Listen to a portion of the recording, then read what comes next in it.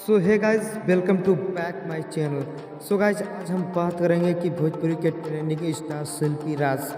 जी हाँ गाइस, शिल्पी राज इस समय एक सॉन्ग करने के कितने पैसे चार्ज करती हैं। जी हाँ गाइस, शिल्पी राज 2023 में एक सॉन्ग करने के लिए कितने पैसे लेते हैं।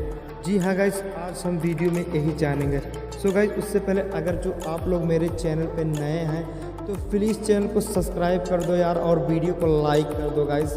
आपके एक सब्सक्राइब से मैं बहुत ज़्यादा मोटिवेट होता हूँ। सो गाइस, आप वीडियो कहाँ से देख रहे हैं सो गाइस कमेंट में ज़रूर बताइएगा गाइस। सो गाइस, बात करें शिल्पी राज की तो गाइस वो पहले बहुत ही छोटी सिंगर थी और बहुत ही गरीब हुआ करती थी।